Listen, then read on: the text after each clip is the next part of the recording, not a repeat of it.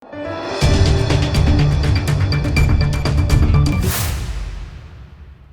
દર્શક મિત્રો, આપ જોઈ રહ્યા છો લોકમૈત્રી ન્યૂઝ. હું છું એન્કર અર્પિતા પટેલ. હવે જોઈએ અગત્યના સમાચાર.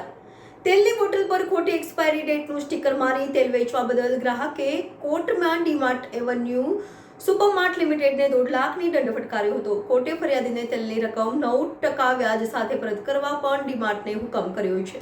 ગત 17 સપ્ટેમ્બર 2020ના રોજ સરથાણા વિસ્તારમાં આવેલા ડીમાર્ટ એવન્યુ સુપરમાર્ટ લિમિટેડમાંથી વાળમાં નાખવાનું તેલ ખરીદ્યું હતું. બાદ તેલ વપરાશમાં લેતા પહેલા તેની એક્સપાયરી ડેટ ચેક કરી હતી. દરમિયાન ધ્યાનમાં આવ્યું કે તેલની બોટલ પર ડીમાર્ટ દ્વારા પોતાનું સ્ટીકર માર્યું છે, જેના પર મેન્યુફેક્ચરિંગ ડેટ ઓગસ્ટ 2020 તથા એક્સપાયરી ડેટ જુલાઈ 2022 લખી હતી.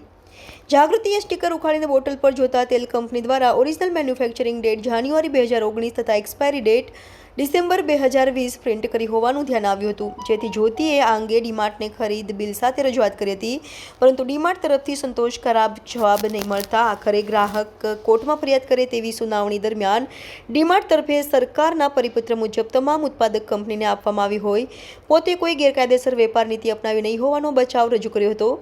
જ્યારે ફરિયાદ પક્ષે એડવોકેટ મોના કપૂર તથા શીતલ શાહે ડીમાર્ટ દ્વારા પોતાના સમર્થનમાં રજૂ કરેલ સરકારના પરિપત્રમાં ક્યાંય પણ એક્સપાયરી ડેટ બદલવાની સરકારે ડીમાર્ટને મંજૂરી આપી હોય તેવી હકીકત જણાવવામાં આવી નથી સહિતની દલીલો કરી હતી. બંને પક્ષની દલીલો બાદ ગ્રાહકે કોર્ટે ફરિયાદ મંજૂર કરી ડીમાર્ટ એવન્યુ સુપરમાર્ટ લિમિટેડને 1.50 લાખનો દંડ કન્ઝ્યુમર વેલફેર ફંડમાં જમા કરવા હુકમ કર્યો હતો.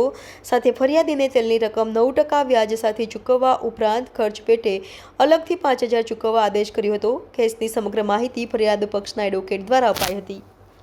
Reporter Sunil Ganjawala, Lokmaitri news, Surat. મારું નામ એડવોકેટ મોના કપૂર છે. હવે સદર ફરિયાદની ટૂંકી હકીકત એવી છે કે સદર ફરિયાદ જે મૂળ ફરિયાદી છે જાગૃતિબેન રમણભાઈ પટેલ, તેઓ દ્વારા ડીમાર્ટમાંથી ઇન્દુલેખા તેલની 2 બોટલો પરચેસ કરી હતી. હવે જે તે વખતે તેલ ખરીદ્યું ત્યારે તેના પર ગોલ્ડન સ્ટીકર લગાવેલું હતું. ઘરે આવીને જ્યારે વપરાશ માટે એમણે તેલ જ્યારે વપરાશમાં લીધું ત્યારે તેના ગોલ્ડન સ્ટીકર ઉપર તેમનું ધ્યાન જતાં તેમને શંકા ઉપજી, જેથી તેમને તે ગોલ્ડન સ્ટીકર દૂર કરતા તેમાં એકચ્યુઅલી ગોલ્ડન સ્ટીકર ઉપર જે તારીખ હતી તે અને ત્યાર પછી સ્ટીકર નીચે જે તારીખ હતી તેમાં મોટો તફાવત દેખાયો, જેથી તેમને જે તે સમયે ડીમાર્ટના વ્યક્તિઓને સંપર્ક કર્યો. તેઓ દ્વારા કોઈ જવાબ આપવામાં ન આવ્યો.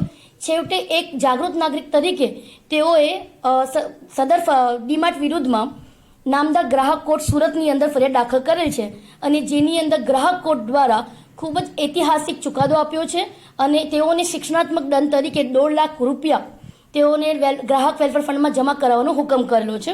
અને ફરિયાદીને વધુમાં તેમના જે પૈસા છે તેલ ખરીદ કરી અંગેના 9% વ્યાજ સાથેના તેમજ અલગથી ફરિયાદીને માનસિક વર્તનના 5,000 ચૂકવવાનો હુકમ કર્યો છે અને નામદાર ગ્રાહક કોર્ટના હુકમનું પાલન 45 દિવસમાં કરવાનું રહેશે એવી પણ ટકોર નામદાર ગ્રાહક કોર્ટ દ્વારા આપવામાં આવેલી છે. હું સુરત શહેરની જનતાને એવો સંદેશો આપવા માંગુ છું કે તમે કોઈ પણ લોભામણી જાહેરાતોમાં આવશો નહીં. ખરીદનાર સાવધાન.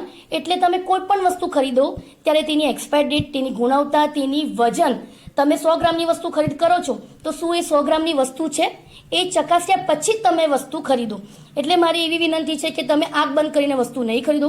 જો તમને એવું લાગે છે કે અહીંયા તમારી સાથે કોઈ છેતરપિંડી થઈ રહી છે કે ચીટિંગ થઈ રહી છે તો તરત તે અંગે નોંધ લો, અવાજ ઉચકો કે જેથી આપણે જે પૈસા ચૂકવીએ છીએ કાયદેસરનું હવે ચૂકવીએ છીએ એ પ્રમાણે આપણે વસ્તુ મેળવવા માટે હકદાર છે. લોકમૈત્રી ન્યૂઝ સાથે જોડાયેલા રહેવા અમારા યુટ્યુબ ચેનલને સબસ્ક્રાઇબ કરી ફેસબુક અને ઇન્સ્ટાગ્રામ પેજને લાઇક અને શેર કરો.